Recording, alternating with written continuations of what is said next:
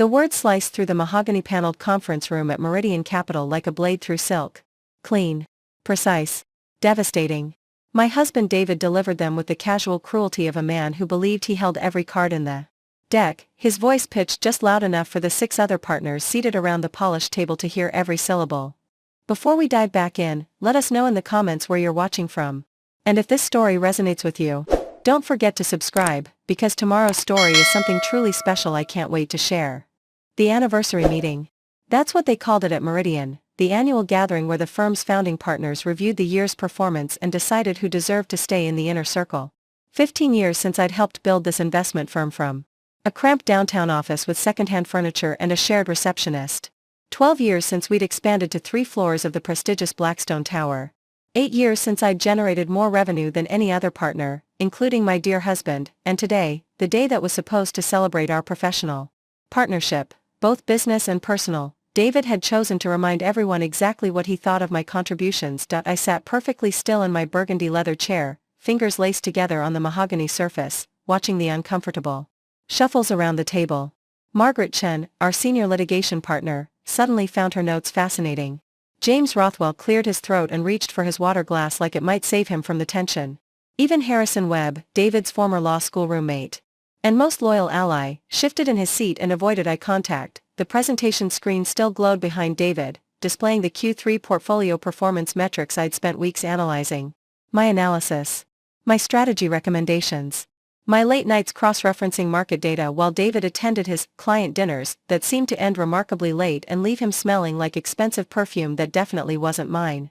I mean, let's be honest here, David continued, warming to his theme as he always did when he sensed a captive audience.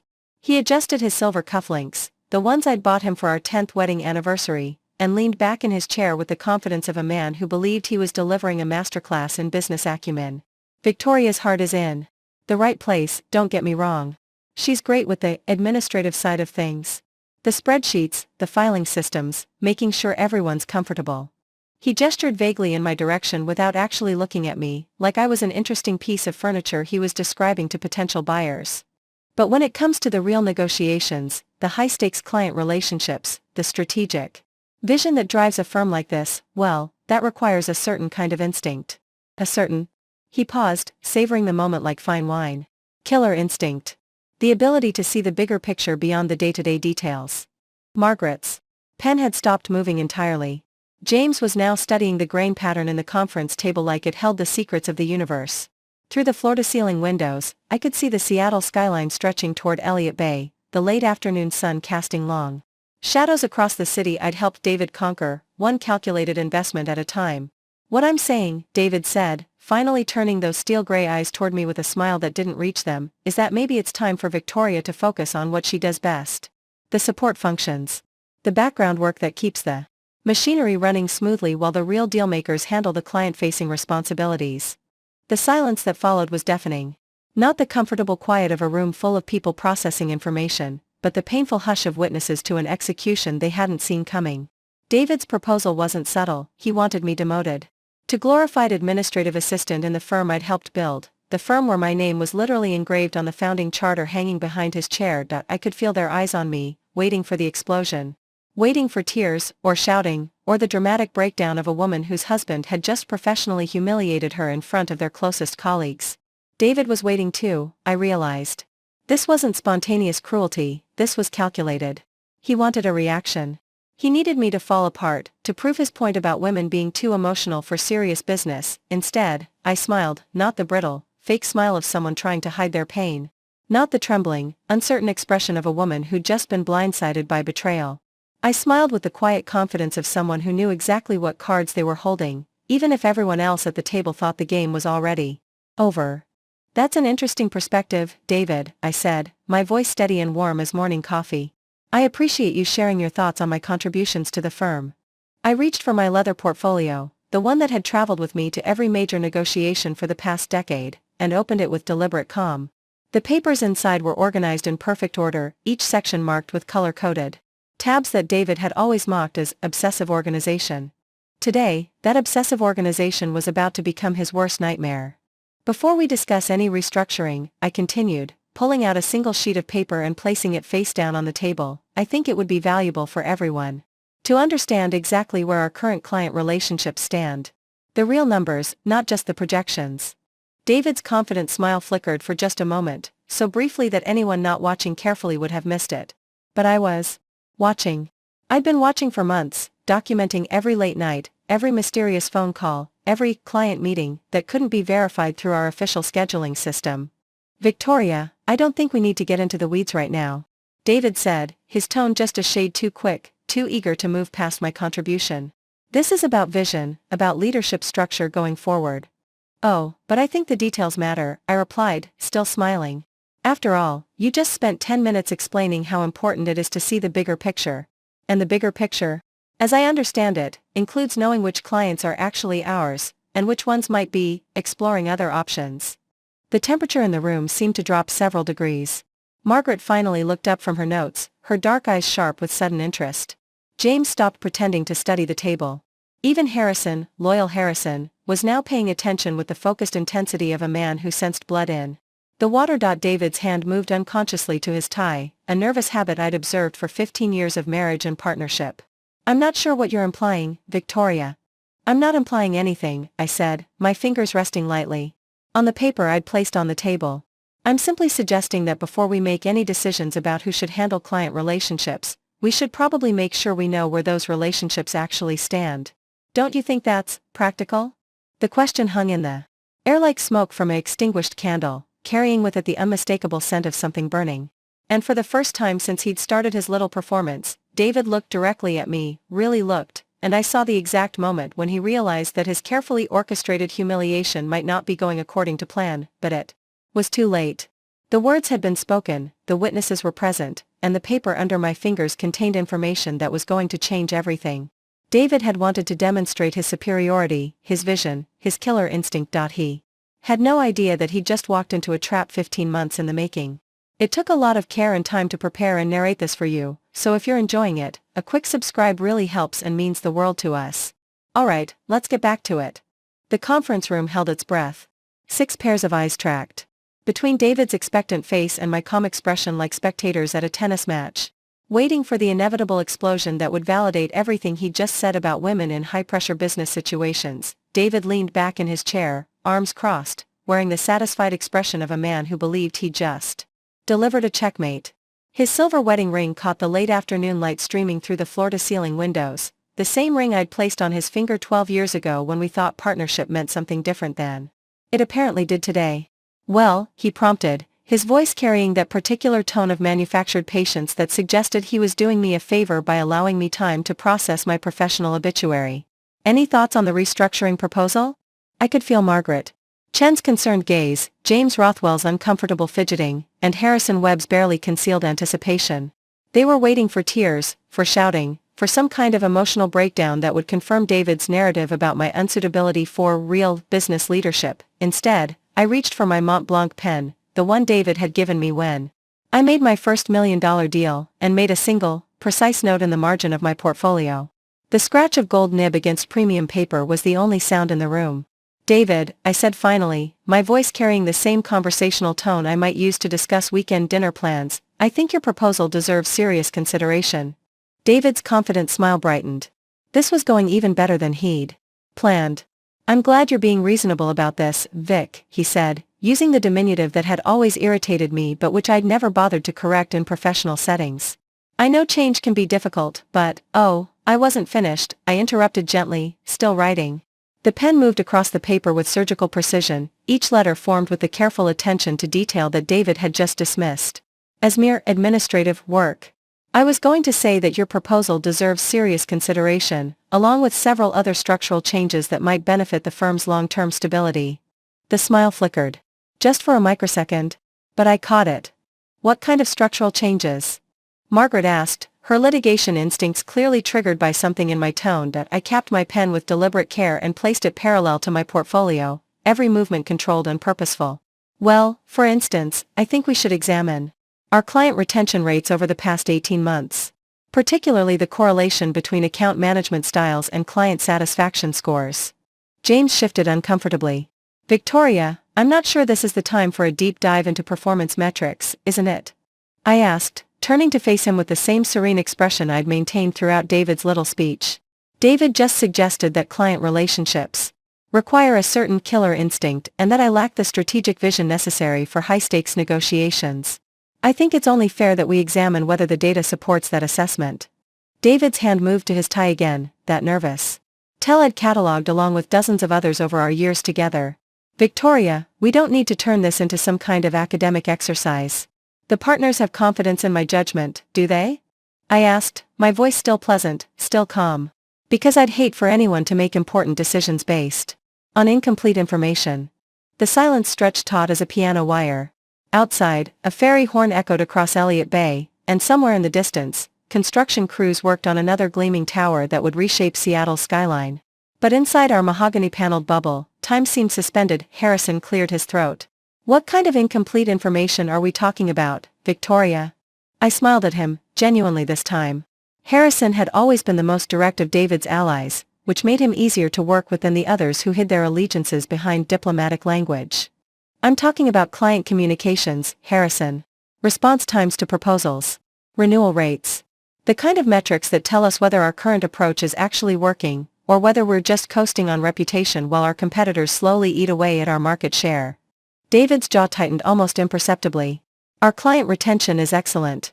I don't know what you're implying. I'm not implying anything, I said, echoing the same phrase I'd used earlier. I'm simply suggesting that if we're going to restructure partnership responsibilities, we should probably base those decisions on concrete data rather than assumptions.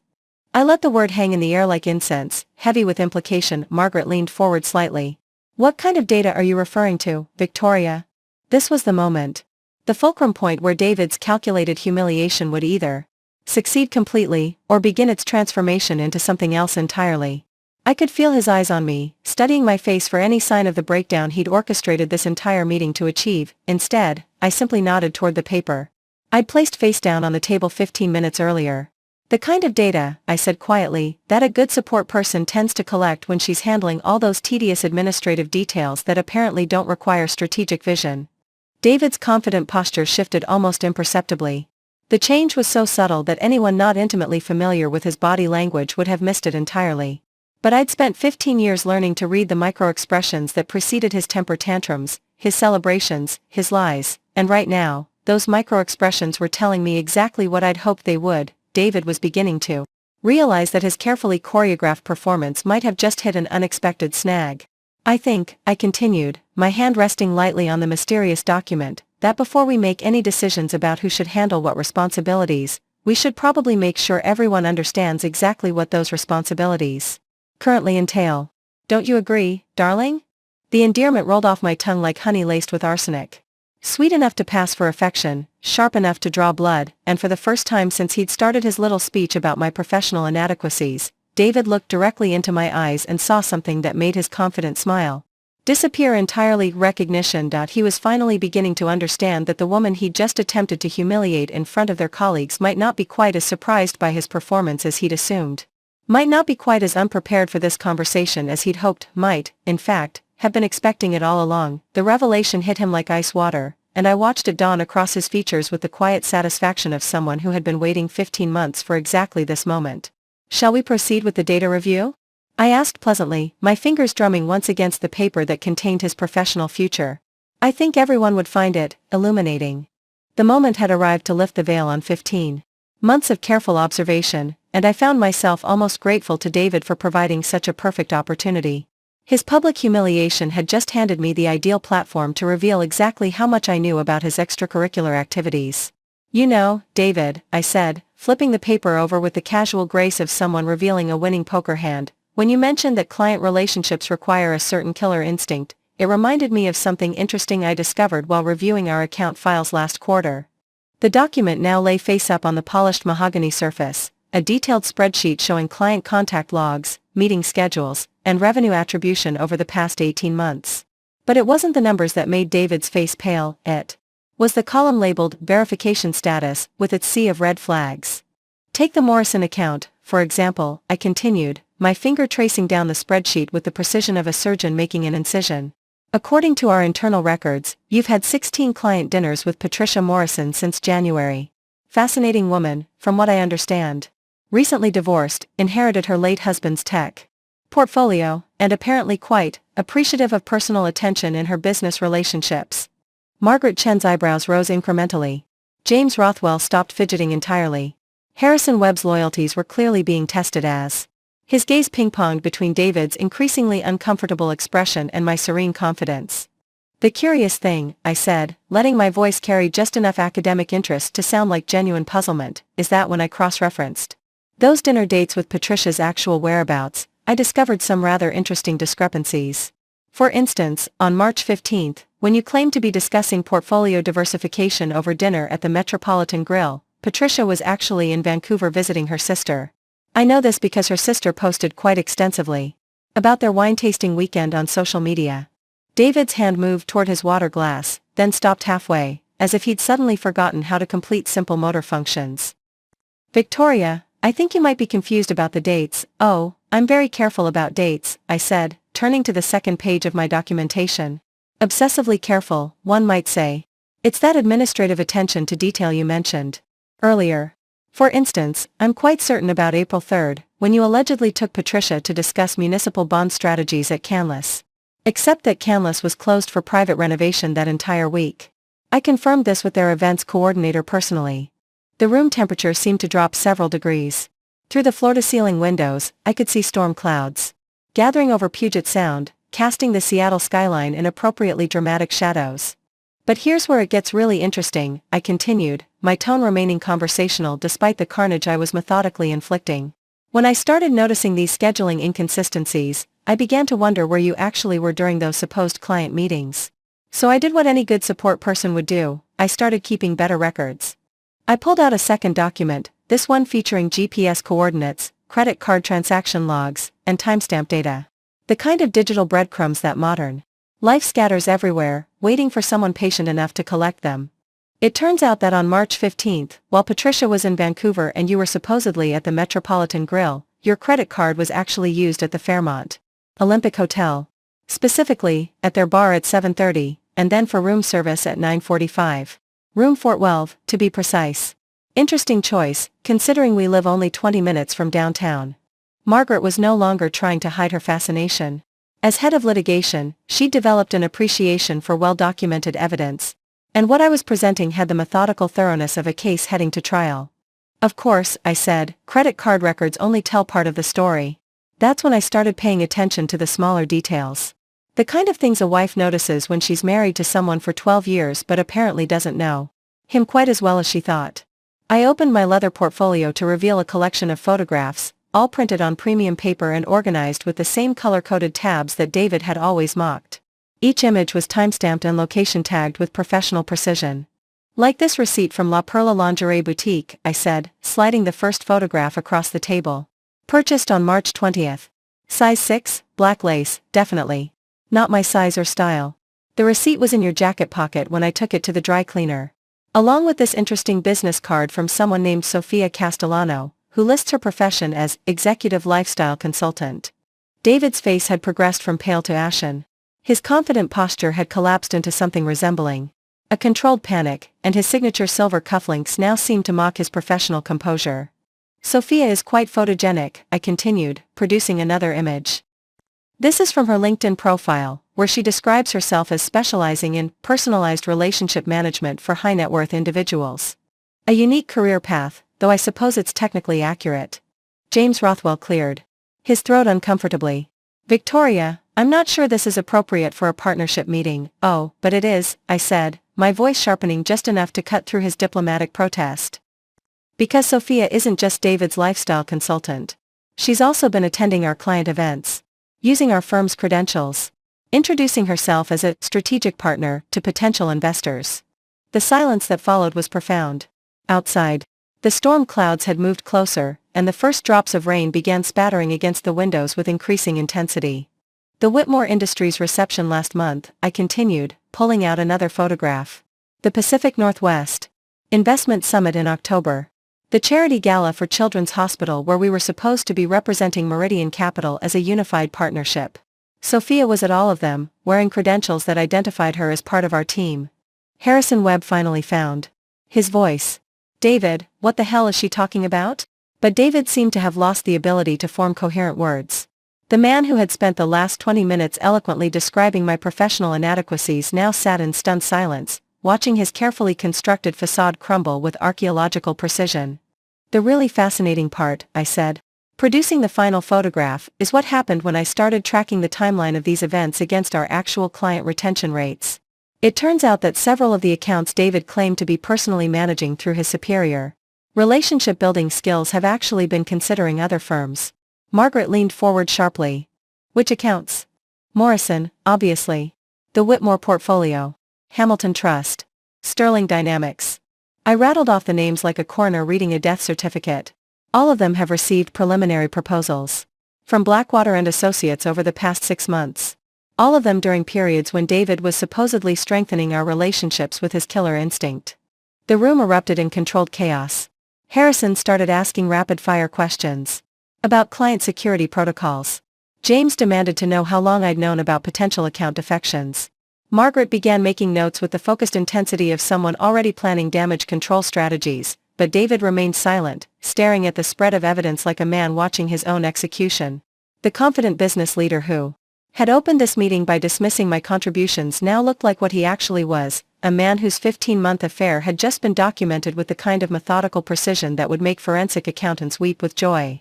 So when you asked whether I have the strategic vision necessary for high-stakes client relationships, I said, gathering my photographs with the same careful attention I'd used to collect them, I think the real question is whether you've been too distracted by your extracurricular consulting arrangements to notice that half our major accounts are actively shopping for new representation. I stood slowly, smoothing my charcoal gray suit with the composed dignity of someone who had just delivered a masterclass in strategic warfare. But don't worry, darling, I said, my voice carrying just enough sweetness to make the poison go down smoothly. I'm sure Patricia Morrison and Sophia Castellano will have plenty of career advice for you once the partnership votes on today's restructuring proposals. The storm outside had finally arrived in earnest, rain lashing against the windows with the kind of intensity that made Seattle famous. But inside the conference room, the real tempest was just beginning. What the partners didn't know, what David certainly didn't know, was that my documentation of his affair and client manipulation was merely the visible tip of an iceberg that had been forming beneath the surface for 15 months. While they absorbed the immediate shock of his betrayal, I was already 3 moves ahead in a game he hadn't even realized we were playing. The preparation had begun on a rain-soaked Tuesday morning in February of the previous year, when I'd arrived at the office early to find David's computer still logged in, displaying an email thread that would change everything. Not the obvious smoking gun of romantic correspondence, but something far more dangerous: preliminary discussions with Marcus Blackwater about transitional opportunities and strategic realignment. Blackwater and Associates, our primary competitor, the firm that had been slowly eroding our market share with aggressive tactics and predatory client poaching. And there was my husband, my business partner, discussing what appeared to be his own defection with the precision of a military strategist. That morning, I'd made a decision that would define the next year of my life. Instead of confronting him immediately, I would build a case so comprehensive that when the moment came, and I knew it would come, David would have no escape routes, no plausible denials, no way to spin the narrative in his favor. The first step had been establishing what I privately called the Digital Archaeology Project. Using my legitimate access to firm systems as a founding partner, I'd begun creating encrypted backups of every email, every document, every client communication that passed through our servers. Not industrial espionage, just a meticulous preservation of information that was already mine by right. The law firm of Morrison, Chen and Associates had helped me understand the legal boundaries. Yes, I could retain copies of firm communications as a partner. Yes, I could document patterns of behavior that affected business operations. No, I couldn't access David's personal devices without permission. But I didn't need to. David's arrogance made him careless with information security. By March, I'd established a secure cloud storage system through a legal services provider, protected by attorney-client privilege and accessible only through biometric authentication. Every night, while David attended his alleged client dinners, I would upload the day's intelligence, meeting schedules that didn't match external verification, expense reports that contained geographical impossibilities, client communications that referenced meetings that had never occurred. The pattern that emerged was more sophisticated than simple adultery. David wasn't just cheating on our marriage, he was systematically undermining our business while positioning himself for a lucrative transition to Blackwater. The affair with Sofia Castellano wasn't a romantic indiscretion, it was professional strategy. She was Blackwater's advanced scout, gathering intelligence about our client relationships while David fed her information about our internal operations. By April, I'd hired Meridian Investigative Services, a boutique firm specializing in corporate intelligence and litigation support. They operated with surgical precision, documenting David's movements through surveillance that was entirely legal and devastatingly thorough. License plate readers tracking his Tesla to locations that contradicted his stated schedule. Credit card monitoring through legitimate financial oversight as his spouse. Social media analysis that revealed the digital footprints of his deception. The investigative team, led by a former FBI forensic accountant named Rebecca Torres, had been particularly impressed by the scope of David's betrayal. "I've seen corporate espionage cases with less complexity," she told me during one of our monthly briefings. "Your husband isn't just stealing clients, he's conducting a hostile takeover from the inside." Throughout the spring and summer, while David grew increasingly confident in his secret maneuvering, I was building what Rebecca called the most comprehensive documentation of corporate malfeasance she'd seen outside of federal court cases. Bank records showing payments from Blackwater to shell companies linked to Sofia. Email metadata proving that confidential client information had been forwarded to external addresses. GPS tracking data that placed David at Blackwater's offices during times when he claimed to be in client meetings. The psychological preparation had been equally methodical. I'd begun working with Dr. Elizabeth Hartwell, a forensic psychologist, who specialized in high-stakes business disputes. Not therapy, strategy sessions focused on maintaining emotional control during inevitable confrontations and developing communication techniques that would maximize the impact of evidence presentation. "The most powerful weapon in these situations isn't anger," Dr. Hartwell had explained during one of our sessions. "It's the appearance of complete preparation meeting genuine surprise. You want him to understand that while he was playing checkers, you were playing chess." By September, I'd restructured our personal financial arrangements with the help of Patricia Goldman, the finest family law attorney in the Pacific Northwest. Not divorce preparation, asset protection.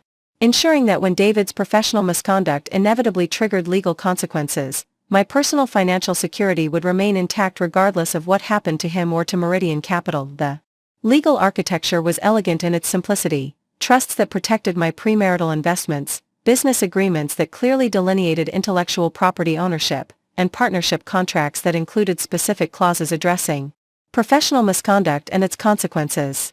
David had signed every document without reading the fine print, trusting that his wife wouldn't outmaneuver him in areas where he considered himself the expert. October brought the final phase of preparation: strategic alliance building. Idebagun. Cultivating relationships with key figures in Seattle's investment community, not through David's bombastic networking style, but through quiet competence and careful reputation management. Lunches with Patricia Morrison that David knew nothing about, where I'd learned about her growing dissatisfaction with his unprofessional conduct. Coffee meetings with other clients who'd expressed concerns about Meridian's direction. The most crucial alliance had been with James Chen, Margaret's younger brother and a partner at the city's most prestigious white-collar criminal defense firm. Not because I expected criminal charges, though Rebecca Torres had suggested that possibility, but because I wanted someone in my corner who understood the intersection of corporate law and personal relationships. "The key," James had explained, "is ensuring that when the revelation comes, you're not just exposing wrongdoing, you're presenting solutions. You want to be seen as the person who can save the firm, not just the one who discovered the threat." November and December had been devoted to what Dr. Hartwell called scenario planning, developing responses to every possible way David might react when confronted with evidence of his betrayal. Would he deny everything? I had documentation that made denial impossible. Would he claim the affair was personal and irrelevant to business? I had proof of corporate espionage. Would he try to turn the partners against me? I had already begun building coalitions that made his isolation inevitable. January brought the final piece of the puzzle, understanding exactly when and how David planned to make his move. Through careful observation and strategic questions, I determined that he intended to force my removal from active partnership during the anniversary meeting, positioning himself as the firm's sole leader before transitioning key accounts to Blackwater and following them with a lucrative executive position. The beautiful irony was that David's timeline had given me the perfect opportunity to spring my trap. His anniversary meeting ambush was designed to catch me unprepared and emotional, presenting my removal as a necessary business decision rather than personal betrayal. Instead, his public humiliation of my contributions had handed me the ideal platform to reveal 15 months of methodical preparation. Every detail had been anticipated, every response planned, every piece of evidence catalogued and ready for deployment. While David thought he was delivering a career-ending blow, I was actually executing the final phase of a strategy that would end his career, save the firm, and establish me as the partner who'd protected Meridian Capital from internal sabotage. The storm outside continued to intensify, rain hammering against the conference room windows with increasing fury. But inside, surrounded by the evidence of my husband's betrayal and the documentation of my own strategic preparation, I felt nothing but calm, because while David had spent 15 months planning one meeting, I'd spent 15 months planning for the rest of our lives. While David sat in stunned silence, processing the magnitude of evidence I'd just unveiled, my phone buzzed once against the mahogany table. A simple vibration that might have seemed like random timing to anyone else in the room, but which I recognized as the signal I'd been waiting 15 months to receive. The message was from Rebecca Torres: package delivered. All parties confirmed receipt. Phase 2 authorized. Without breaking eye contact with David's ashen face, I typed a single response: execute. What none of the partners knew, what David especially didn't know, was that this confrontation had been carefully timed to coincide with a coordinated response that was already in motion across the city. While they absorbed the shock of corporate espionage and personal betrayal, my team was implementing a strategy that would ensure David's sabotage ended today, regardless of how this meeting concluded. 3 floors below us, in Meridian Capital's secure IT department, our systems administrator Martin Welsh was executing protocols I'd established months earlier. Every computer terminal that David had access to was being systematically locked down, his passwords invalidated, his administrative privileges revoked.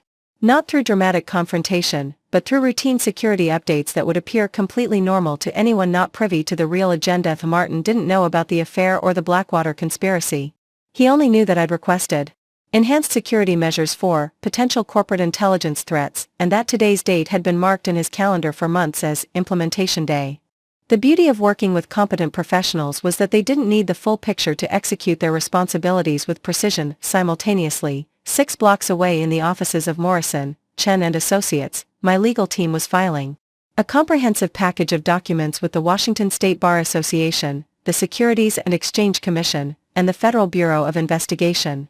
Not criminal accusations, not yet, but formal notifications of potential securities violations and corporate espionage that would trigger immediate investigations. Patricia Goldman had crafted the filings with surgical precision, each document supported by irrefutable evidence and designed to trigger automatic review protocols.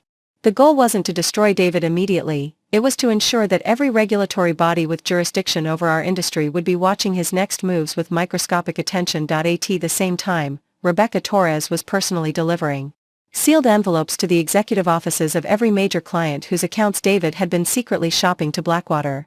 Inside each envelope was a confidential summary of our investigation, along with documented proof that their proprietary financial information had been shared without authorization. The delivery wasn't dramatic. Rebecca simply walked into each office wearing her understated gray suit, presented her credentials as a licensed investigator, and requested that the materials be reviewed by senior management within 24 hours. The Morrison family office received theirs at 3:47 p.m. Patricia Morrison herself signed for the envelope, her perfectly manicured eyebrows rising slightly when she saw the return address listing my name rather than David's.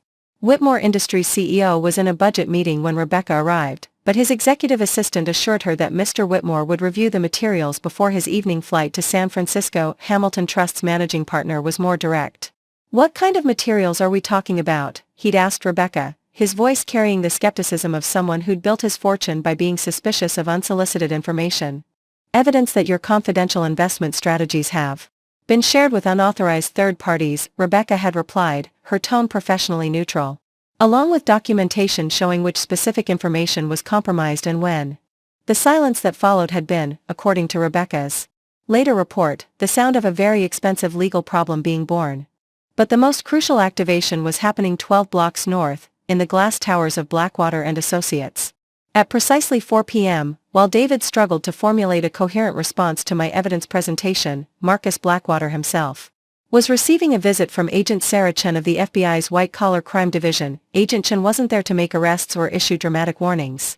She was simply serving notice that the Bureau had received credible allegations of corporate espionage involving one of Blackwater's potential new hires, and that they would be conducting interviews with relevant personnel over the coming days. The investigation would be thorough, professional, and completely legal, exactly the kind of federal attention that made respectable investment firms reconsider their hiring decisions. Marcus Blackwater's response, according to the surveillance Rebecca had maintained on his office, was immediate and predictable. Within 15 minutes of Agent Chen's departure, he was on the phone with his legal team. Within 30 minutes, he was reviewing every communication his firm had exchanged with David Meridian over the past 18 months. And within an hour, he was having a very uncomfortable conversation with Sophia Castellano about the wisdom of continuing her strategic consulting arrangement. The parallel timing was no accident.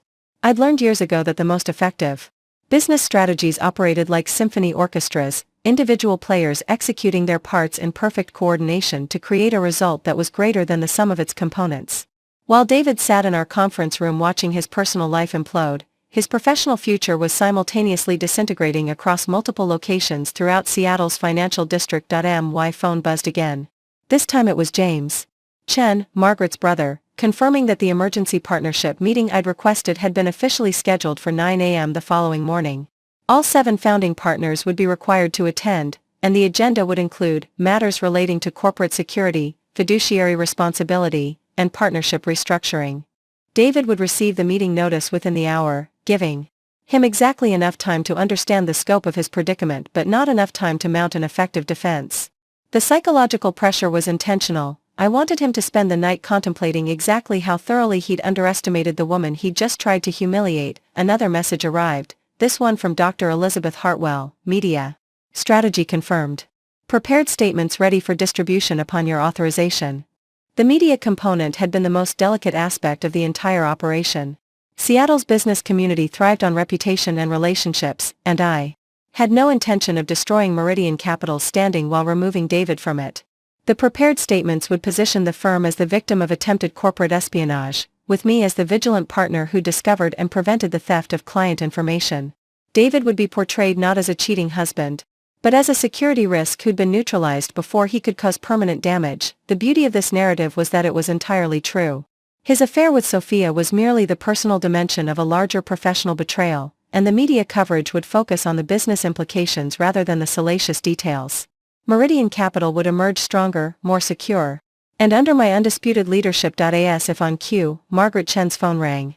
She glanced at the caller ID, frowned, and stepped away from the conference table to take the call privately. Through the glass wall, I could see her expression shift from confusion to alarm to what appeared to be grim determination.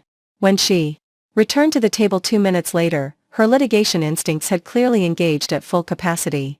That was Patricia Morrison, Margaret announced, her voice carrying the controlled precision of someone delivering potentially explosive information. She just received some very interesting materials about unauthorized disclosure of her family's financial information. She wants to schedule an emergency meeting first thing tomorrow morning. David's face, already pale from my earlier revelations, took on a distinctly green tinge. He opened his mouth as if to speak, then closed it again, apparently realizing that anything he said at this point would only make his situation worse. Harrison Webb's phone buzzed next, followed immediately by James Rothwell's. The cascade was beginning exactly as I'd planned, each client contact creating another pressure point, another question that David couldn't answer without admitting his guilt. I think, I said, standing slowly and gathering my meticulously organized documents, that we should adjourn today's meeting and allow everyone time to process this information. Tomorrow's emergency session will give us an opportunity to discuss the firm's response to these security concerns. The understatement was deliberate.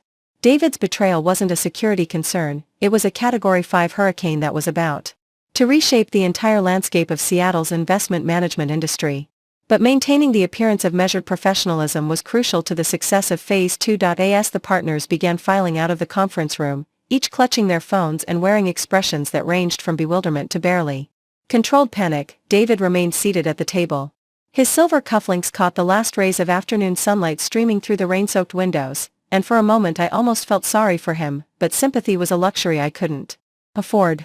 While David contemplated the ruins of his carefully planned betrayal, I had a company to save and a reputation to rebuild. The activation phase was complete, but the real work was just beginning. The evening hours brought a symphony of consequences that I orchestrated from the quiet sanctuary of my home office, watching David's professional world dismantle itself with the methodical precision of a Swiss timepiece.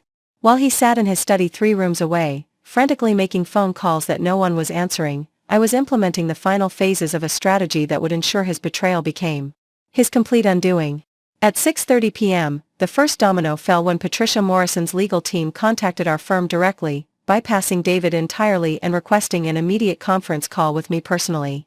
Patricia had spent the afternoon reviewing Rebecca Torres's evidence package, and her family's attorneys had some very pointed questions about how their confidential trust information had ended up in preliminary proposals from Blackwater and Associates.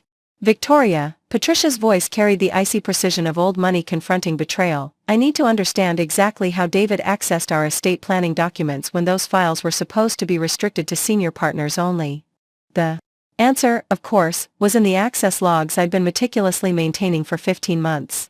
David had used his administrative privileges to download client files during off hours, specifically targeting accounts with the highest asset values and most complex family dynamics. The Morrison Trust, with its intricate web of generational wealth and tax optimization strategies, had been particularly attractive to Blackwater's acquisition team. I have comprehensive documentation of every unauthorized access, I assured Patricia, my voice conveying the professional competence that had built our relationship over 8 years of successful wealth management, including timestamps, IP addresses, and evidence of where that information was subsequently transmitted. What I didn't mention was that I'd also documented David's pattern of accessing files immediately before his romantic encounters with Sofia Castellano. The correlation between pillow talk and corporate espionage was so precise it would have been almost comic if it weren't so devastating to our client's financial security. By 7:15 p.m., the second wave of consequences was cascading through Seattle's investment community. Hamilton Trust's managing partner had convened an emergency board meeting after reviewing their evidence package, and their preliminary conclusion was unambiguous: Meridian Capital had suffered a massive security breach that potentially compromised every client relationship David had touched. The Hamilton response was swift and merciless. Their legal team issued a formal notice of contract suspension, freezing all pending transactions until a comprehensive security audit could be completed.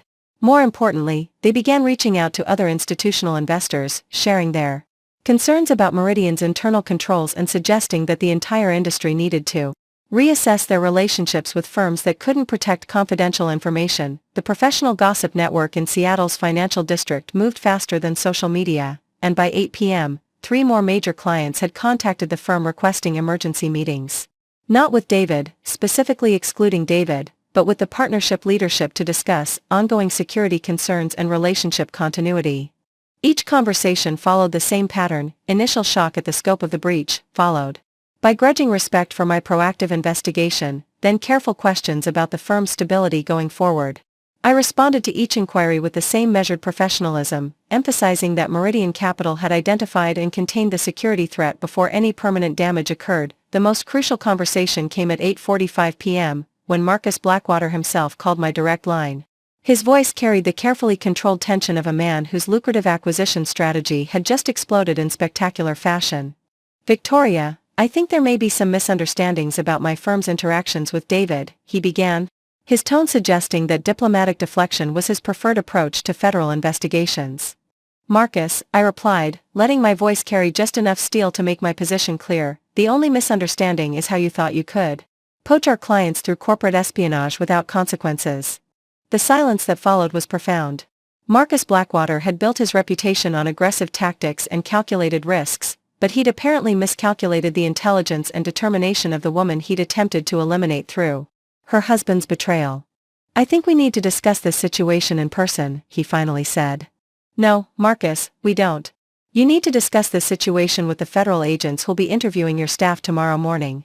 I need to focus on protecting my clients from the damage your firm attempted to cause." I disconnected the call before he could respond, then immediately forwarded the conversation summary to Rebecca Torres for inclusion in the federal investigation file. Every interaction was being documented, every communication preserved, every attempt at damage control transformed into additional evidence of the conspiracy's scope. Meanwhile, the technological dismantling of David's access continued with ruthless efficiency. Martin Welsh had completed the security lockdown by 7 p.m., ensuring that David could no longer access client files, internal communications, or sensitive financial data. But the digital archaeology went deeper than simple password changes. Dr. Sarah Kim, our forensic IT specialist, had spent the evening conducting what she called digital asset recovery, identifying and securing every piece of client information. that David had downloaded, copied, or transmitted over the past 18 months. The scope was staggering: over 3,000 client documents, 847 confidential financial reports, and 156 strategic analysis memos that contained proprietary investment methodologies. Each compromised file was being individually cataloged, cross-referenced with David's communication logs, and matched to corresponding documents found in Blackwater's preliminary client proposals.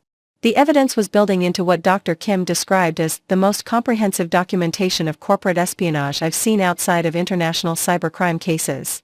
At 9:30 p.m., the media strategy component activated with surgical precision.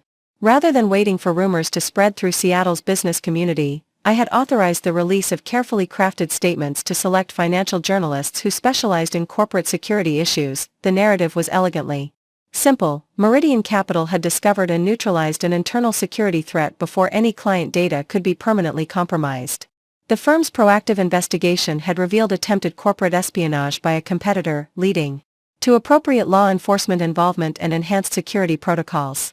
No clients had suffered financial losses, and the firm's operations would continue without interruption under strengthened leadership. The genius of this approach was that it transformed a potential scandal into a demonstration of competence.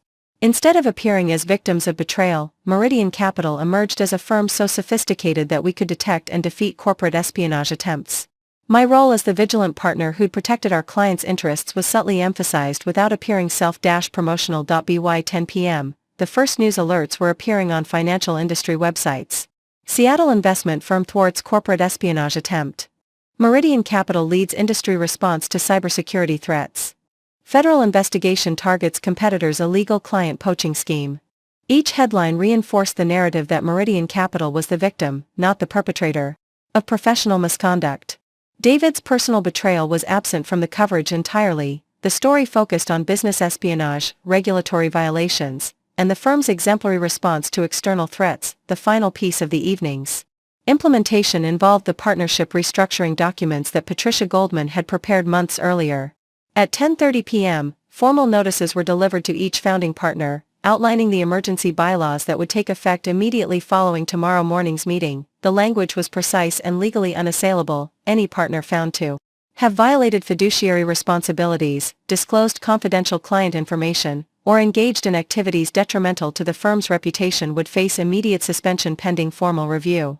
The restructuring would concentrate decision-making authority in the hands of partners with demonstrated commitment to client security and professional integrity. In practical terms, this meant that regardless of how tomorrow's meeting concluded, David's partnership authority would be suspended until the federal investigation reached its conclusion.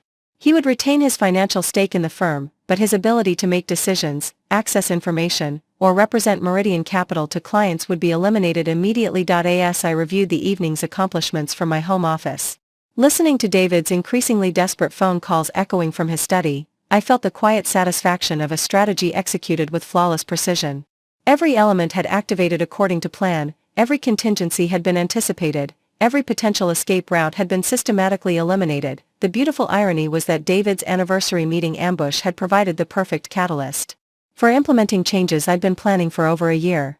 His attempt to humiliate me into submission had instead triggered the complete dismantling of his professional life and the strengthening of my position as Meridian Capital's undisputed leader. Outside, the Seattle storm continued to rage, but inside my carefully ordered world, everything was proceeding exactly as designed. David's descent into full panic began at 6:47 a.m. when he discovered that his firm laptop wouldn't accept his password. I listened from the kitchen as he tried multiple variations, his voice escalating from confused muttering to frustrated cursing as each attempt failed. The sound of him slamming the laptop shut echoed through our Belltown penthouse like a gunshot. "Victoria," he called out, his voice carrying a note of desperation that I'd never heard before. "Something's wrong with the network. My access isn't working." I took a careful sip of my Ethiopian coffee. The expensive blend he'd always complained was an unnecessary extravagance, and checked my phone. 17 missed calls from numbers I didn't recognize, 12 voicemails from what appeared to be increasingly frantic attempts at damage control, and 43 text messages that ranged from pleading to threatening to bizarrely optimistic. "The IT department probably updated the security protocols," I replied with the casual tone of someone discussing weekend grocery shopping. "I'm sure Martin can help you sort it out when you get to the office." What I didn't mention was that Martin Welsh had received very specific instructions about David's technology access, And that those instructions had been implemented with the thoroughness of someone who understood exactly what kind of digital catastrophe they were preventing. David's phone rang as he stumbled into the kitchen, his usually impeccable appearance disheveled in a way that suggested he'd spent the night pacing rather than sleeping. The caller ID showed Marcus Blackwater's name, and I watched David's face transform as he answered what he clearly hoped would be a lifeline. "Marcus, thank God. We need to talk about." David's expression shifted from relief to confusion to something approaching horror as he listened to whatever Marcus was saying. "What do you mean federal agents? What investigation?" The one-sided conversation that followed was a masterclass in watching someone's world collapse in real time. David's responses became increasingly desperate. "No, I can explain that. The documents weren't supposed to be distributed yet. This is all a misunderstanding. You can't just cancel everything." When the call ended, David stood in our kitchen, holding his phone like it had just bitten him. His silver wedding ring, the one I'd placed on his finger with such hope 12 years earlier, caught the morning sunlight streaming through our floor-to-ceiling windows, and for a moment he looked like a man who'd just realized he was drowning. "Victoria," he said, his voice smaller than I'd heard it since the early days of our relationship, "I think there's been some kind of mistake. Someone's been spreading false information about my business relationships." I set down my coffee cup with deliberate precision and looked at him with the expression I might use to examine an interesting but ultimately irrelevant piece of art. "What kind of false information?" "Marcus says the FBI contacted his office yesterday. They're asking questions about client information sharing and corporate espionage. Someone told them I've been providing confidential data to Blackwater." His laugh carried no humor whatsoever. "Can you imagine? As if I would ever compromise our clients' trust like that." The performance was actually impressive. Despite everything that had happened in yesterday's meeting, despite the comprehensive evidence I'd presented, David was still attempting to maintain the fiction that his betrayal was somehow a misunderstanding that could be explained away with the right combination of charm and misdirection. "Have you talked to our clients about these concerns?" I asked, my tone remaining conversational despite the magnitude of what I was really asking. David's phone buzzed with an incoming text. Then another. Then a rapid-fire series of notifications. That made him look like a man watching his execution being live-tweeted. "Jesus Christ," he muttered, scrolling through what appeared to be an avalanche of bad news. "Patricia Morrison's assistant just cancelled our meeting this morning. Hamilton Trust wants to reschedule our quarterly review. Whitmore Industries is requesting a conference call with senior partnership leadership, and they specifically mentioned you, not me." Each revelation hit him like a physical blow. I watched him scroll through message after message, his face growing paler with each notification. The psychological pressure was working exactly as Dr. Elizabeth Hartwell had predicted. The simultaneous collapse of multiple professional relationships was creating a cascade effect that made coherent response impossible. "There's more," David said, his voice barely above a whisper. "Sophia's not answering her phone. Her office says she's unavailable indefinitely. And Marcus just sent a text saying Blackwater is reassessing our strategic timeline due to regulatory complications." The beautiful thing about watching a carefully constructed lie collapse is that each falling piece accelerates the destruction of everything else. David's affair with Sophia had been the personal dimension of his professional betrayal, but now that the business consequences were manifesting, the personal relationship was becoming a liability that everyone involved wanted to abandon as quickly as possible. His phone rang again. This time the caller ID showed our firm's main number, which meant someone from Meridian Capital was trying to reach him directly. David answered with the desperate eagerness of a man hoping for any piece of good news. "David Meridian," he said, his voice attempting to project confidence he clearly didn't feel. The conversation that followed was brief and devastating. I could hear Margaret Chen's voice through the speaker, professionally neutral but carrying an undertone of steel that suggested she was delivering information rather than engaging in discussion. "The emergency partnership meeting has been moved to 8 a.m., Margaret was saying. "All founding partners are required to attend. The agenda includes review of security protocols, discussion of recent client concerns, and partnership restructuring matters. Please bring any relevant documentation regarding your interactions with external firms over the past 18 months. When David tried to ask questions about the meeting's purpose, Margaret cut him off with the polite ruthlessness of someone who'd already made up her mind about the situation. "All details will be discussed during the meeting, David. We'll see you at 8. The line went dead, leaving David staring at his phone like it had just delivered his death sentence. Which, in many ways, it had. "Partnership restructuring," he repeated, the words sounding like a foreign language in his mouth. She said partnership restructuring. I finished my coffee and stood to place the cup in our dishwasher, the one I'd selected when we renovated this kitchen 3 years ago, back when I still believed we were building a life together rather than documenting its dissolution. That sounds serious, I said with the mild concern someone might express about a neighbor's minor home repair project. I'm sure the partnership will want to address any security concerns as quickly as possible. David's phone buzzed again. This time it was a news alert from the Seattle Business Journal. Federal investigation targets corporate espionage in local investment firm. The headline was accompanied by a photo of Blackwater and Associates' downtown office building and a brief article that mentioned allegations of unauthorized information sharing and ongoing regulatory review. They're writing about it, David said, his voice carrying the hollow tone of someone who'd just realized that his professional reputation was being destroyed in real time. The fucking news is writing about it. What he didn't understand yet was that the news coverage was actually the least of his problems. The federal investigation would take months to complete, but the industry gossip network had already reached its verdict.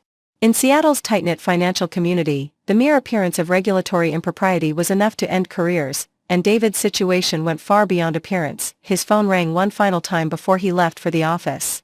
The caller ID showed James Rothwell's name, and David answered with the desperate hope of someone grasping for any remaining ally. James, thank God. I need you to know that whatever you've heard about me in Blackwater, it's not what it seems. Someone is trying to frame me for. The conversation lasted less than 30 seconds. When it ended, David's last remaining color drained from his face entirely. James says the partnership is hiring external counsel, he told me, his voice barely audible. They want independent legal review of the entire situation before the meeting. I looked at my husband, this man who'd shared my bed, my business, my dreams for 15 years, and felt nothing but the quiet satisfaction of a problem being solved with mathematical precision. You should probably get dressed, I said gently. You don't want to be late for your meeting. As David stumbled toward our bedroom to prepare for what would almost certainly be the most important meeting of his professional life, I allowed myself a moment of appreciation for the elegant symmetry of his situation. Yesterday morning, he'd woken up believing he was about to humiliate me into submission. Today, he was discovering that his own humiliation had been orchestrated with a sophistication he'd never imagined possible. The storm outside had finally passed, leaving Seattle's skyline crystal clear in the morning light. But inside our penthouse, David's world was just beginning to collapse. The emergency partnership meeting convened at exactly 8 a.m. in Meridian Capital's largest conference room, the same mahogany-paneled space where David had attempted to orchestrate my professional humiliation less than 24 hours earlier. But today, the power dynamics had shifted so dramatically that the room itself seemed transformed. The morning light streaming through rain-washed windows illuminated a completely different reality than the one David had expected to control. Point 6. Founding partners sat around the polished table, along with two individuals David hadn't anticipated: Thomas Bradley, senior partner at the most prestigious corporate law firm in the Pacific Northwest, and Dr. Sarah Kim, our forensic IT specialist, whose laptop was connected to the room's presentation screen. David's usual seat, the one positioned to command the best view of both the conference table and the Seattle skyline, had been deliberately left empty, forcing him to take a chair that positioned him facing the evidence display rather than his colleagues. Margaret Chen called the meeting to order with the clinical precision of someone who'd spent her career dismantling complex legal arguments. This emergency session has been convened to address serious allegations regarding corporate security breaches and potential fiduciary violations. Thomas Bradley will be presenting findings from an independent legal review, and Dr. Kim will provide technical analysis of our digital security assessment. David's attempt to speak was cut off before it began. David, Margaret continued, her voice carrying the authority of someone who'd already reached her conclusions, you'll have an opportunity to respond to all findings after the presentation is complete. Until then, please remain silent. The first section of Thomas Bradley's presentation focused on what he termed systematic fiduciary violations. Using a laser pointer with surgical precision, he walked through a comprehensive timeline that transformed David's 15-month affair from personal indiscretion into criminal conspiracy. Beginning in February of last year, Bradley explained, his voice carrying the measured authority of someone accustomed to addressing federal judges, Mr. David Meridian initiated unauthorized communications with Marcus Blackwater regarding potential client transfers. These communications escalated to include the sharing of confidential client information, proprietary investment strategies, and detailed financial analyses that constitute trade secrets under Washington state law. The screen displayed email headers, metadata analysis, and communication patterns that revealed the sophisticated nature of David's betrayal. Each document was timestamped, verified, and cross-referenced with external evidence that made denial impossible. The scope of information sharing was extensive, Bradley continued, advancing to a slide that showed compromised client data organized by asset value and strategic importance. Over 3,000 confidential documents were accessed outside normal business hours and subsequently transmitted to external parties. The total value of potentially compromised client assets exceeds $847 million. James Rothwell's sharp intake of breath was audible across the room. Harrison Webb's face had taken on the grayish pallor of someone watching his professional reputation dissolve in real time through association with David's misconduct. Dr. Kim's technical presentation was even more devastating. Her forensic analysis had reconstructed David's digital activities with the precision of an archaeological expedition, revealing layer upon layer of deception that demonstrated both the depth of his betrayal and the sophistication required to uncover it. The pattern of unauthorized access was consistent and deliberate, Dr. Kim explained, highlighting specific database queries that showed David's systematic targeting of high-value accounts. Files were downloaded during off-hours, typically between 8 p.m. and midnight, then transmitted through encrypted channels to external email addresses registered under false identities. The screen showed a network diagram that looked like a spider web of corporate espionage, David at the center, with lines extending to Blackwater Associates, shell companies, and fictitious consulting entities that had been created solely to facilitate information transfer. Most significantly, Dr. Kim continued, we found evidence of real-time client intelligence sharing. Mr. Meridian was providing Blackwater with updates on our clients' investment decisions, strategic planning sessions, and internal discussions about portfolio management, often within hours of those conversations taking place. Margaret leaned forward sharply. Are you saying David was conducting corporate espionage during active client meetings? The timestamp evidence suggests that confidential information was being transmitted to Blackwater while clients were still in our offices discussing those same matters, Dr. Kim confirmed. In several instances, Blackwater's preliminary proposals to our clients included strategic recommendations that could only have come from real-time intelligence about our internal discussions. The room fell silent except for the quiet hum of the presentation equipment and the distant sound of Seattle traffic 20 floors below. David sat motionless, his usually commanding presence reduced to that of a defendant watching his conviction being live-streamed, but the most damning evidence came when Thomas Bradley introduced what he called the Castellano component. The screen, filled with photographs, financial records, and communication logs that revealed Sophia's role not as David's romantic interest, but as Blackwater's primary intelligence asset. Sophia Castellano is a licensed corporate intelligence consultant specializing in what the industry terms competitive relationship management, Bradley explained. Her engagement with Mr. Meridian was not personal, it was a professional assignment, designed to extract confidential information through intimate access. The photographs were devastating in their clarity. Sophia at industry events, networking with Meridian Capital's clients while wearing credentials that identified her as our strategic partner.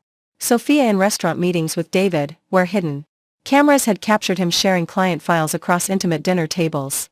Sophia in hotel rooms where corporate documents were photographed and transmitted to Blackwater servers within hours. The relationship was comprehensively documented by Ms. Castellano herself, Bradley continued. Her contract with Blackwater included performance bonuses based on the value of intelligence gathered and the number of client relationships compromised. Mr. Meridian was not her lover, he was her primary asset. Harrison Webb's loyalty finally cracked. Jesus Christ, David. She was a fucking spy? David's voice, when he finally spoke, was barely recognizable. I didn't know. I thought she was. I thought it was real. The admission hung in the air like smoke from a funeral pyre. Not a denial of the corporate espionage, not a claim of innocence regarding the information sharing, but a pathetic confession that he'd been manipulated by someone whose profession was manipulation. Margaret's response was swift and merciless. Whether you knew about Ms. Castellano's professional background is irrelevant, David. You shared confidential client information with an unauthorized third party. You violated your fiduciary responsibilities to every client whose data you compromised. And you did it systematically, repeatedly, and in direct violation of partnership agreements you signed when this firm was founded. Thomas Bradley's final presentation slide was titled Criminal Exposure Analysis. The list of potential federal charges was comprehensive: wire fraud, conspiracy to commit corporate espionage, securities violations, and breach of fiduciary duty. Each charge carried potential prison sentences that would effectively end David's career and destroy his personal life regardless of conviction. The FBI's investigation is ongoing, Bradley explained, but the evidence already assembled meets federal standards for prosecution under multiple statutes. Mr. Meridian's cooperation with the investigation could influence sentencing recommendations, but criminal charges appear inevitable. Dr. Kim added the final nail to David's professional coffin. We've also discovered evidence that Blackwater planned to announce Mr. Meridian's hiring as senior managing partner immediately after Meridian Capital's client relationships had been sufficiently destabilized. The timing suggests that the entire operation was designed to facilitate a hostile takeover of our client base through internal sabotage. The scope of the betrayal was staggering. David hadn't just been cheating on our marriage and stealing client information, he'd been orchestrating the systematic destruction of the firm we'd built together, planning to profit from its collapse while leaving his partners to face the legal and financial consequences.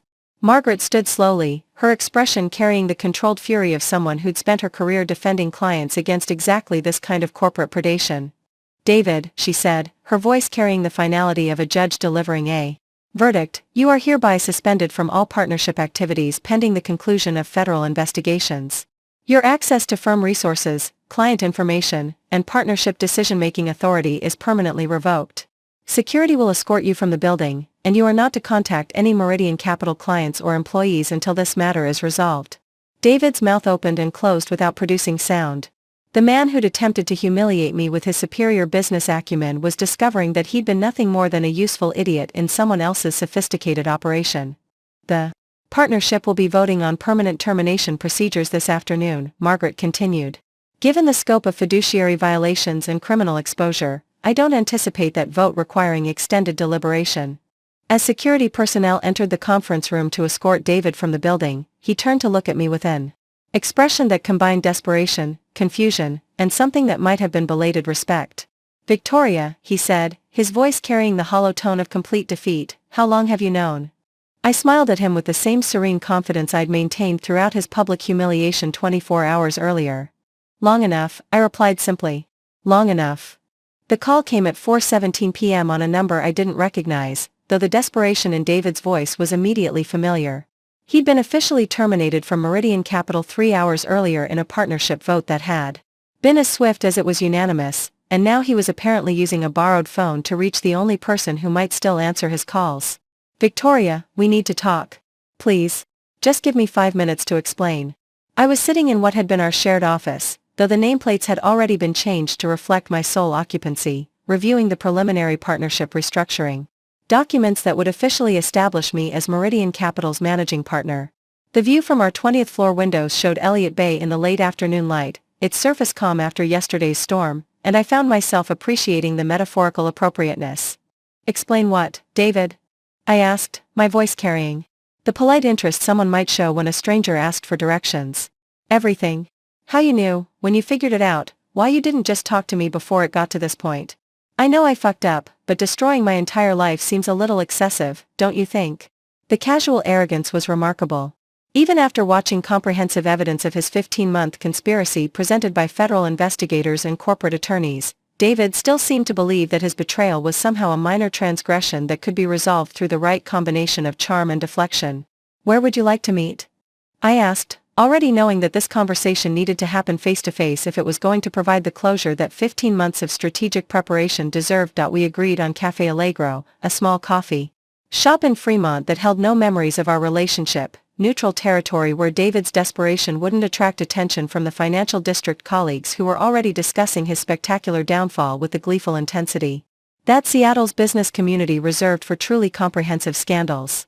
I arrived first, selecting a corner table with clear sightlines to both entrances and positioning myself so that David would be forced to sit with his back to the room. Control of physical space was important in high-stakes conversations, and this confrontation was certainly going to qualify. David entered at exactly 5:30, wearing a rumpled suit that suggested he'd been wearing the same clothes since yesterday's emergency meeting.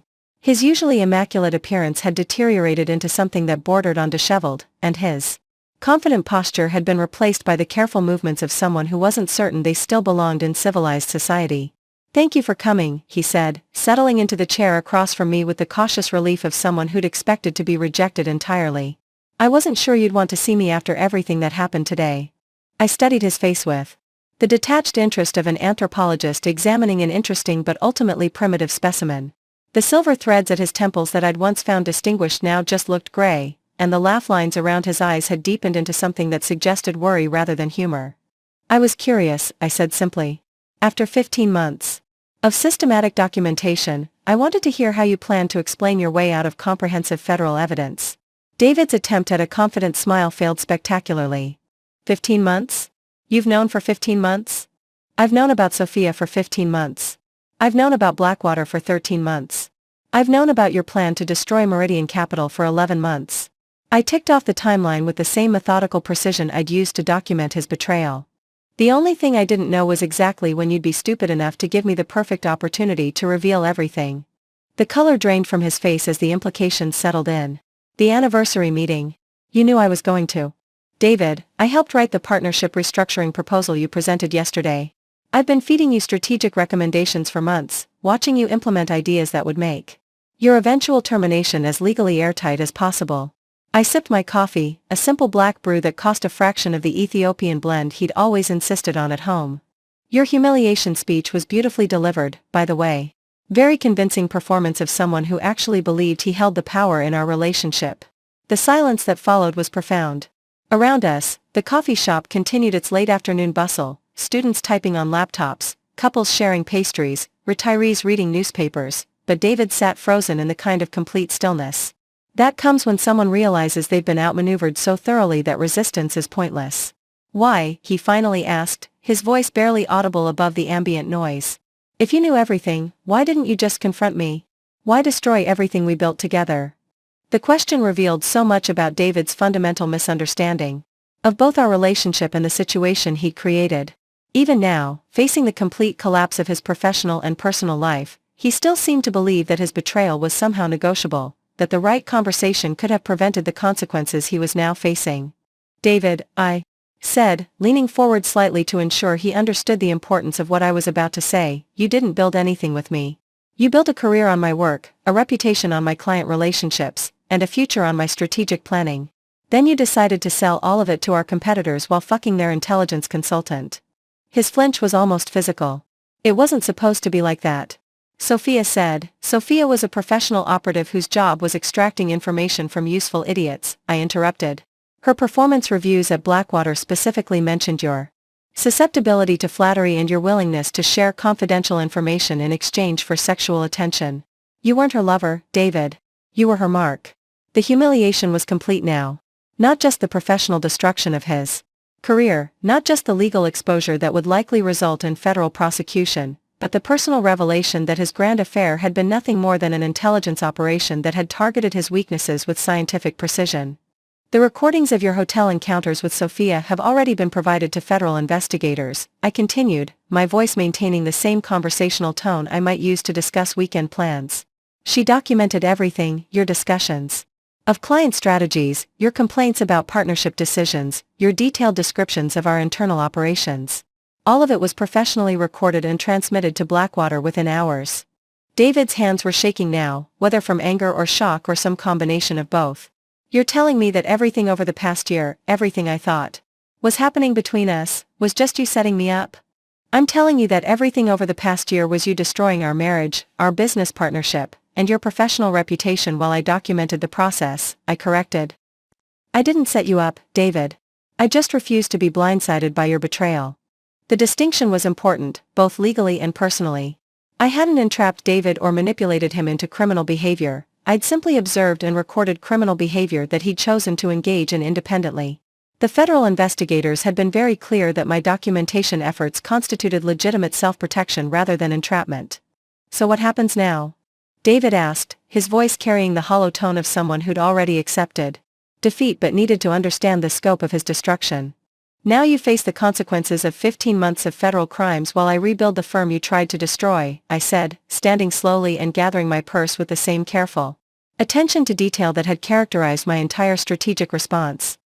"Meridian Capital will survive your betrayal, our clients will continue to receive excellent service, and you'll spend the next several years explaining to federal prosecutors exactly how you thought corporate espionage was going to advance your career." David remained seated as I prepared to leave, his posture suggesting complete exhaustion rather than any remaining fight. "Victoria, I need you to know that I never meant for it to go this far. The thing with Sophia, the Blackwater discussions, it just got out of hand. I paused at his chair and looked down at the man who'd shared my bed, my business, and my dreams. For 15 years. The man who'd decided that humiliating me in front of our colleagues was preferable to honest conversation about our relationship problems. The man who'd systematically stolen client information while pretending to be a faithful partner. David, I said quietly, the difference between us is that you thought 15 months ahead, and I thought 20 years ahead. You plan one meeting. I plan the rest of our lives. I left him sitting alone at the corner table, surrounded by the quiet bustle of a coffee shop where people were planning their evenings, their weekends, their futures.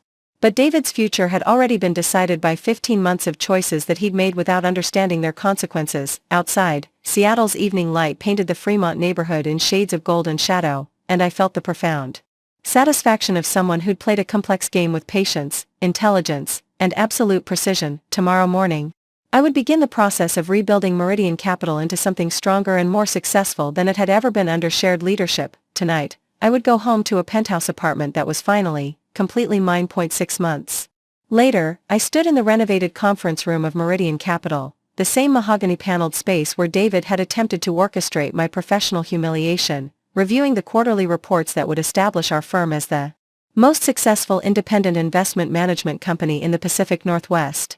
The morning light streaming through floor-to-ceiling windows illuminated numbers that told a story of resilience, growth, and the kind of strategic leadership that emerges when obstacles are removed rather than accommodated. The federal investigation had concluded 3 weeks earlier with David pleading guilty to conspiracy to commit corporate espionage, wire fraud, and securities violations. His sentencing hearing was scheduled for next month, though the plea agreement negotiations had made the outcome predictable: 18 months in federal prison, 5 years of probation, and permanent disbarment from the securities industry. Marcus Blackwater had received a similar sentence, along with the dissolution of his firm and lifetime prohibition from managing client investments. Sophia Castellano had negotiated a cooperation agreement that reduced her sentence to probation and community service in exchange for providing detailed testimony about the intelligence operation she'd conducted. Her professional documentation of David's susceptibility to manipulation had become the prosecution's most compelling evidence, transforming her seduction into a case study in corporate espionage that would be taught in business schools for years to come. But those were footnotes to a larger story of transformation. In the 6 months since David's termination, Meridian Capital had not only retained every major client account, we'd expanded our portfolio by 47% and established ourselves as the premier destination for high-net-worth individuals who valued discretion, competence, and the kind of security protocols that could detect and neutralize internal threats before they caused damage. Patricia Morrison had become our most vocal advocate, introducing her network of affluent families to what she called the only investment firm in Seattle with the intelligence to protect itself from corporate espionage. The Hamilton Trust had restructured their entire relationship with us, consolidating additional family assets under our management and requesting that I personally oversee their strategic planning. Whitmore Industries had signed an exclusive advisory agreement that would generate more revenue annually than David's entire client portfolio had produced during his best year. The irony was delicious. David's betrayal had ultimately established my reputation as the kind of strategic leader that sophisticated clients wanted protecting their financial futures.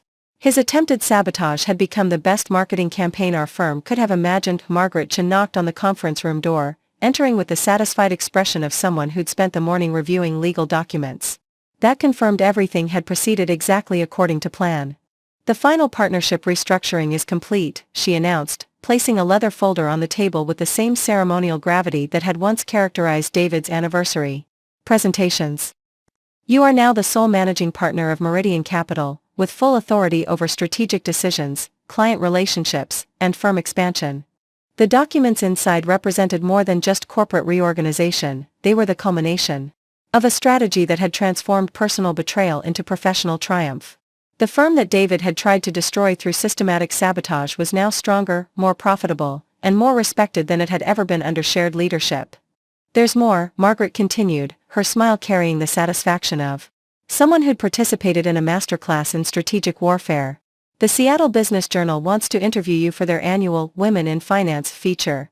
They're particularly interested in your role in developing new industry standards for corporate security and client protection. The media narrative had evolved exactly as I'd planned. Rather than being remembered as the wife who'd been betrayed, I was being celebrated as the business leader who'd detected and defeated corporate espionage. The story wasn't about personal drama, it was about professional competence, strategic thinking, and the kind of leadership that protected client assets while building market share. My assistant knocked and entered, carrying the afternoon mail, and wearing the efficient expression of someone who'd learned to recognize important correspondence by its external characteristics. Among the usual collection of investment reports and client communications was a hand-delivered envelope with my name written in familiar handwriting. David's letter was brief, written on plain white paper with the careful penmanship of someone who'd spent months in federal custody learning that his previous assumptions about power and influence were no longer relevant. Victoria, it began, I know I have no right to contact you, and I understand if you don't read this. I've had a lot of time to think about everything that happened, and I finally understand that you weren't lucky or vindictive, you were just better at this than I ever imagined. I thought I was playing chess while you were playing checkers, but it turns out you were playing a completely different game that I didn't even know existed. The federal prosecutors showed me some of the evidence you'd gathered over 15 months. The scope and sophistication of your documentation was extraordinary. You could have been a forensic investigator or a corporate intelligence specialist if you'd wanted a different career. Instead, you used those skills to save the firm I was trying to destroy. I don't expect forgiveness, and I'm not asking for anything. I just wanted you to know that I finally understand what happened. You didn't ruin my life, I ruined it myself through 15 months of increasingly stupid decisions. You just made sure that when I destroyed myself, I didn't take you down with me. The newspapers are calling you one of the most successful business leaders in Seattle's financial district. They're right. You always were, I was just too arrogant to see it. Take care of yourself, and take care of Meridian Capital. It's in better hands now than it ever was when I was part of it. I read the letter twice, then placed it in the secure shredding box that sat beside my desk. Not from anger or vindictiveness, but because David's opinion, whether positive or negative, was no longer relevant to my life or my business decisions. He'd become a historical footnote to a story that was still being written. The afternoon brought a series of client meetings that demonstrated how thoroughly the firm's reputation had recovered from David's attempted sabotage. New prospects were specifically requesting meetings with the partner who exposed the Blackwater conspiracy, and existing clients were introducing their friends to what they described as the most sophisticated security protocols in the industry. By 6 p.m., when I finally closed my laptop and prepared to leave the office, Meridian Capital's client assets under management had grown to $1.2 billion, nearly double what we'd managed during the height of David's alleged success. The waitlist for new client acceptance had grown so long that we were considering opening a second office in Portland to accommodate demand from Oregon's high-net-worth community. I gathered my briefcase and walked through the renovated offices that now bore my name alone on the partnership directory. The space had been completely transformed over the past 6 months, not just the physical environment, but the culture of competence and security that attracted clients who valued intelligence over charm, substance over presentation. The view from my office windows showed Elliott Bay in the early evening light, its surface reflecting the city lights that marked Seattle's continued growth as a center of innovation and wealth creation. Somewhere in that sprawling metropolis, David was probably preparing for his sentencing hearing and contemplating a future that bore no resemblance to the one he'd planned when he first started sharing client information with Sofia Castellano, but his future was no longer my concern. I had built something new from the ruins of his betrayal, something cleaner, stronger, and entirely mine. As I walked toward the elevator that would take me down to the parking garage where my new Tesla waited, I allowed myself a moment of appreciation for the elegant symmetry of how everything had concluded. David had tried to humiliate me into submission during what he'd planned as his moment of triumph. Instead, his public attack had provided the perfect catalyst for revealing 15 months of methodical preparation that transformed his betrayal into my liberation. Some victories are loud, dramatic, and temporary. Others are quiet, permanent, and complete. The elevator doors closed behind me with a soft whisper, carrying me away from the office where I'd spent the day building the future that David had unknowingly made possible through his spectacular failure to understand the woman he'd tried to destroy. Outside, Seattle's evening lights painted the sky in shades of possibility, and I drove home to a life that was finally, completely, and permanently mine. Coming up next, you'll see 2 more stories we handpicked just for you. If this one struck a chord, you're going to love what's next. Tap to keep the journey going.